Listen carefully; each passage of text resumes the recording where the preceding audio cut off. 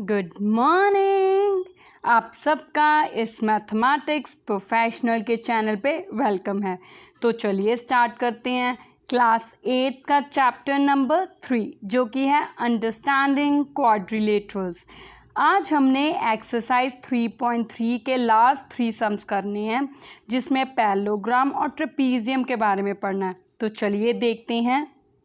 Question है कि explain how this figure is a trapezium.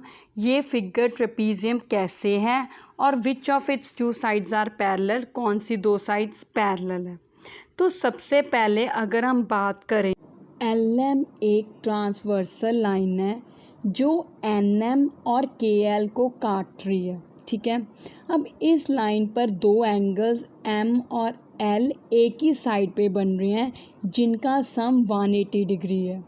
तो इसका मतलब KL MN के पैरेलल हो गई, क्योंकि यही रीज़न है कि अगर कोई लाइन दो लाइनों को काटे और ट्रांसवर्सल लाइन के अंदरले दोनों एंगल्स का सम 180 डिग्री हो जाए तो वो दो लाइंस क्या हो जाती हैं, पैरेलल। और एक पेयर पैरेलल हो गया लाइंस का, तो इसका मतलब ये क्या हो गया, ट्रेपीजियम। यही प्रूव करना था, तो हो गया।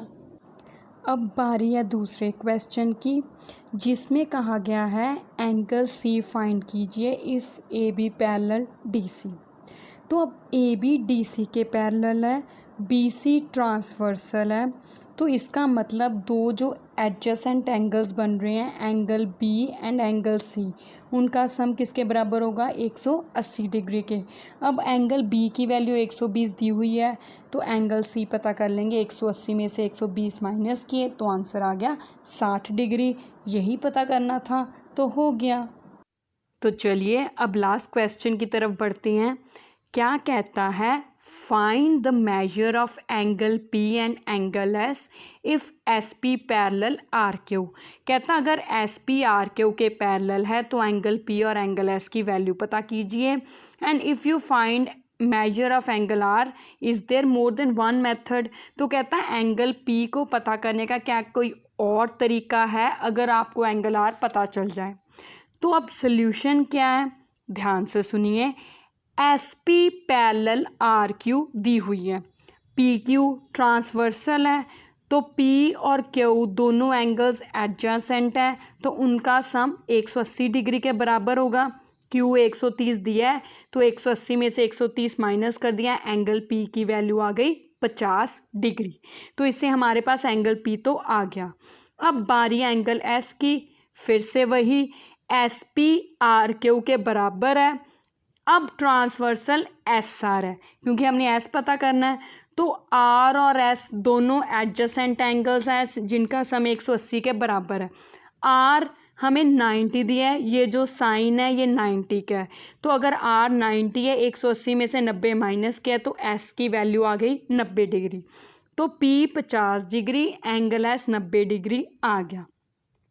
अब जो ब्रैकेट में क्वेश्चन कहा है, if you find M of angle R, मतलब एंगल R का अगर आपके पास मेजर है तो क्या एंगल P को पता करने का कोई और मेथड है। जी हाँ, एक मेथड तो हमने एंगल P का जिससे हमने पता किया है। दूसरा मेथड एंगल R हमें दिया है, एंगल Q भी दिया है, एंगल S भी हमने पता कर लिया 90 डिग्री। अब ये क्वाड्रिलेटरल फिगर है, तो क्वाड्रिलेटरल के चारों एंगल्स का सम कितना होता है, 360 डिग्री। 360 में से SRQ इन तीनों की वैल्यूज़ माइनस कर दें, मतलब 130, 90, 90 ये माइनस कर दें तो एंगल P का वैल्यू आ जाएगी 50 डिग्री। तो ये दूसरा तरीका है, ठीक है। यही पता करना था, तो हो गया।